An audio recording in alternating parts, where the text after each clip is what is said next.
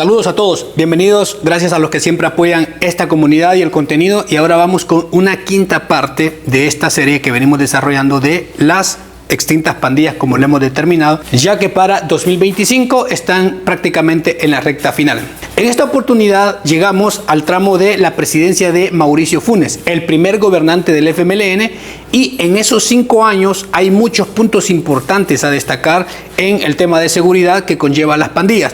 Pero comenzaremos con la transición, cuando Elías Antonio Saca entregó la presidencia en el año 2009, cuando El Salvador ya se encontraba en una situación muy grave de inseguridad y de violencia, una situación extrema, con miedo por todos lados, debido al poder de las pandillas en las calles, las cárceles, por todos lados. Las maras controlaban muchas zonas urbanas y rurales. Las pandillas consolidaron su poder durante el gobierno de Saca y de esa manera le trasladaron este problema al nuevo gobierno de Mauricio Funes, que lo recibía en un momento muy crítico. Durante su campaña, Mauricio Funes presentó una serie de propuestas relacionadas con la seguridad que contrastaban con las políticas represivas de mano dura implementadas por el gobierno de Saca y de Flores. Funes reconoció que la situación de la violencia en El Salvador era muy grave y un tema urgente, pero su enfoque era más integral, orientado hacia la prevención, la rehabilitación y el fortalecimiento institucional. La policía principalmente se mostraba más manso, débil, a que las promesas de mano dura ya estaban más desgastadas y pues no tenía otra opción. Funes subrayó que el problema de la violencia no se podía resolver únicamente a través de la represión, sino que debía abordarse desde las causas estructurales.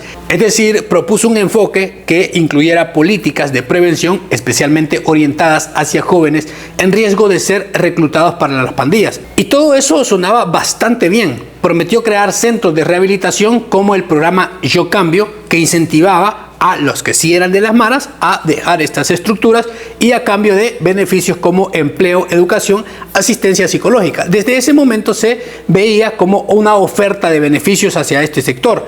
El programa Yo Cambio fue uno de sus más emblemáticos, que empezó en el año 2010, un año posterior a la toma de protesta. Con esto se buscaba ofrecer a los miembros de las maras la alternativa que se estaba creando o gestando en el Estado para los que llevaban una vida como criminales. Aunque a primera vista todo esto parecía muy bueno, es decir, los planes que se estaban implementando, pero todo ello comenzó a tomar un rumbo bastante torcido, llegar a un punto muchísimo más oscuro. El plan de seguridad que Funes propuso comenzó a implementarse y al asumir la presidencia le dio un nombre formal: Plan El Salvador Seguro. Este fue el eje central de su enfoque en seguridad y tenía un carácter integral, como se estaba repitiendo y recalcando, que la prevención. Esto combinaba las estrategias, pero decían que siempre iban a utilizar la represión y algunas reformas. Una de las frases clave que Funes utilizó durante la campaña y al lanzarse su plan fue esta: El Salvador no necesita más represión, El Salvador necesita un cambio de estrategia. Esta frase reflejaba su distanciamiento de las políticas represivas fuertes como el gobierno de Saca y su apuesta por el plan Yo Cambio, que era el más emblemático, desde una perspectiva más humana para enfrentar la violencia de las maras, buscando las alternativas para los jóvenes y tratar de desarticularlas por esos métodos que definitivamente no iban a funcionar, todo el mundo lo sabía. Los primeros 2 años del gobierno de Funes, 2009 al 11, fueron una mezcla de esperanza y dificultades en términos de seguridad. Aunque el gobierno implementó el plan El Salvador Seguro, los resultados en cuanto a la delincuencia, los homicidios no fueron inmediatos y la violencia siguió siendo el problema muy crítico en el país. A pesar de los esfuerzos por implementar nuevas políticas de seguridad, las estadísticas que dejaban las maras siguieron siendo muy altas en los primeros 2 años de mandato. Los números. El primer año tuvo un saldo de 3.500 bajas a manos de las maras. Esta cifra fue ligeramente inferior a la de los últimos años del gobierno Saca. Para su segundo año, a pesar de que las cifras estaban en una leve descenso, pero los números seguían siendo demasiado altos para un país tan pequeño como El Salvador, llegando a alcanzar los 3.000. Esto era una baja, pero para lo que eran las estadísticas de tranquilidad y de paz en el mundo, esto era muy preocupante. Aunque las maras tuvieron un enfoque más preventivo ante las medidas de Funes, los grupos como la MS-13 y el Barrio 18 continuaron operando activamente en muchas áreas del país, a medida que Funes trataba de mostrar el gobierno más dócil, más conciliador con las maras, estas aprendieron a captar los mensajes y a jugar otro papel ya más político. Es decir, entendieron que ya habían tenido de rodillas al gobierno de Saca, de manera de facto, al obligarlo a segregar las cárceles. Ahora Funes planteaba más reinserción y asuntos parecidos.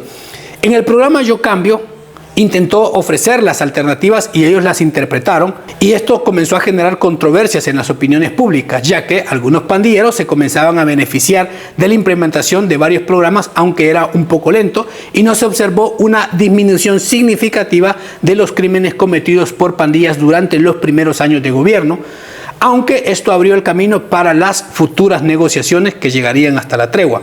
Para este momento, El Salvador ya era la capital de las pandillas, con una tasa superior a los 20 muertos por cada 100.000 habitantes, y se consideraba extremadamente alarmante. Y en El Salvador la tasa continuaba siendo de más de 50, lo que mostraba la dimensión crítica de este problema que parecía no tener solución. De hecho, podemos citar dos acontecimientos horrendos en el periodo de Mauricio Funes. Hay muchísimos otros, pero estos son los que marcaron en la ruta el camino hacia la tregua. El primero, en junio del 2010, se daría el horroroso caso con 17 personas en el incendio de un microbús en la ciudad de Mexicanos, San Salvador. Un acto recordado por la población y la horrible evidencia del poder de las maras. Aunque no era un mensaje directo contra el gobierno de Funes, sino por un mero hecho de rivalidad entre las pandillas, unos mareros buscaban a otros rivales y pues se desquitaron con la gente inocente. Esto no era nuevo, ya era bastante cotidiano que la gente que no tenía nada que ver con maras sufriera las consecuencias.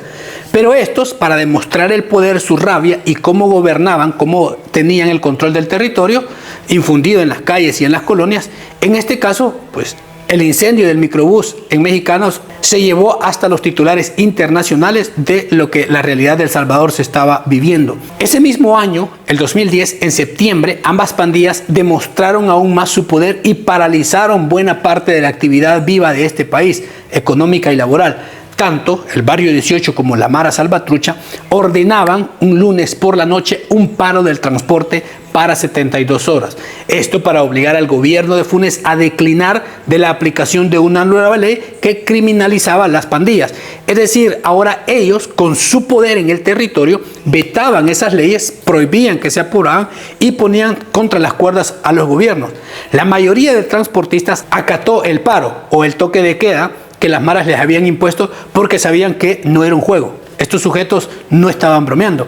Funes no tuvo alternativa que desplegar militares de manera desesperada para garantizar la seguridad, pero eso no sería suficiente para todo el país. Aproximadamente 80% del transporte público suspendió las labores y se vio con claridad que las pandillas gobernaban el territorio, la vida cotidiana, el comercio, todo el país. En un 70% los comercios se paralizaron por el miedo a las represalias, luego que la pandilla 18 empezara a hacer circular volantes en las que pidió a los comerciantes que cerraran sus establecimientos o de lo contrario se atuvieran a las consecuencias, es decir, ser eliminado. Lo más destacado fue que la ley que se aprobaría fue en respuesta al incendio del microbús en Mexicanos, pero la contrarrespuesta de las pandillas había sido todavía más dura, más detonante. Pedimos nuestras más sinceras disculpas por los inconvenientes causados. Queremos aclarar que dicha medida fue impulsada con el único objetivo de ser escuchados, dijo uno de los pandilleros a los medios de comunicación con el rostro cubierto con un pañuelo. Este pandillero hablaba en nombre de la MS y explicó que el nuevo gobierno de Funes prometía ser inclusivo con todos los sectores y hace un par de meses había llamado a una ronda de consultas con todos los sectores para tratar el tema de la violencia, y las maras querían ser incluidos en ese sector para ser escuchados en sus demandas para privilegios. Esto expuso que estas maras abiertamente pedían sentarse en la mesa como parte del gobierno y no como un grupo delictivo que tenía que purgar sus consecuencias. Por su lado, la Mara 18 dijo que invitaba a iniciar un proceso transparente de diálogo con el fin de buscar solución a la delincuencia. Dichos pronunciamientos y coordinación para paralizar el país demostraban la amplia organización que tenían en cada colonia y como base de mando en las cárceles. En este caso específico, el párroco Antonio Rodríguez López, conocido como Padre Toño de origen español, se presentó como interlocutor de las maras, acudió a los medios para hacer un llamado al diálogo. El sacerdote administraba una parroquia en Mexicanos, el barrio donde se había incendiado el microbús. En teoría, todo lo hacía de buena fe. Las pandillas, al tener el control de las cárceles, también las habían convertido en lugares insalubres y completamente sucios. Ante eso, pedían mejores condiciones al interior, por eso hicieron el toque de queda para demostrar su poder y mediante esto podían exigir beneficios. En este video solo abordaremos el inicio de la tregua entre las pandillas, cómo se gestó en el gobierno de Mauricio Funes y se incrustó en el mecanismo que terminó dando un nuevo nivel de poder a las maras. En posteriores videos desarrollaremos más a detalle cada punto de la tregua porque es bastante extenso, pero con este preámbulo que hemos explicado surgieron los movimientos políticos al interior del gobierno de Funes. En el tercer año, para noviembre del 2011, el presidente Funes destituyó a Manuel Melgar de la cartera de Seguridad Pública, reemplazándolo por el general David Munguía Payés, un hombre de mucha confianza con Funes. Una vez en el cargo, Munguía Payés prometió que los homicidios se reducirían en un 30% sin entrar en detalles de cómo lo lograrían. Se presume que Munguía Payés ya algo había escuchado, algo sabía y por eso esas declaraciones. También haberlo nombrado ministro para abrir mejor el camino para posibles diálogos. La iniciativa de la tregua comenzó con reuniones clandestinas entre los líderes de las pandillas y Raúl Mijango. Este había sido un líder guerrillero, militante del FMLN, después de los acuerdos de paz del 92, pero renunció posteriormente, aunque mantuvo su postura de izquierda y se involucró mucho con movimientos políticos de tal ideología. Las primeras reuniones de Mijango se dieron fuera del ojo público, no fueron informados al gobierno inmediatamente. Los principales líderes de ambas pandillas, la MS como el Barrio 18, manifestaron su deseo de bajar los niveles de violencia a cambio de tener ciertas concesiones como el cambio de las condiciones carcelarias y una reducción de la represión y persecución policial, algo inédito. Es dudosa la supuesta intención de paz de las maras, pero presuntamente esa era su oferta. A estas alturas, la línea de mando era bastante clara. Al interior de las maras se habían organizado mejor desde el gobierno de Saca como una estructura y ahora se lanzaban a negociar con el gobierno de Funes, como si fueran un poder dentro de la República. Mijango sería un actor clave para lograr la tregua porque tenía una relación de confianza con los miembros de las pandillas debido a su historia política desde el FMLN y contactos previos con varias organizaciones civiles en los barrios y las colonias. Durante su carrera política se acercó a muchos sectores y es probable que haya conocido a algunos de los líderes pandilleros en el territorio en estas sus andanzas. Además, su carácter pragmático le permitió posicionarse como alguien capaz de negociar con las maras. En segundo lugar, la otra pieza clave era David Munguía Payés, ahora ministro de Seguridad. Curiosamente, luego de una larga carrera en el ejército de El Salvador, logrando el grado de general, y fue el primero que escuchó las alternativas a la represión para disminuir la delincuencia. Aunque al principio la relación entre el gobierno y las pandillas fue conflictiva, Munguía Payés jugó un papel clave para abrir los canales de diálogo.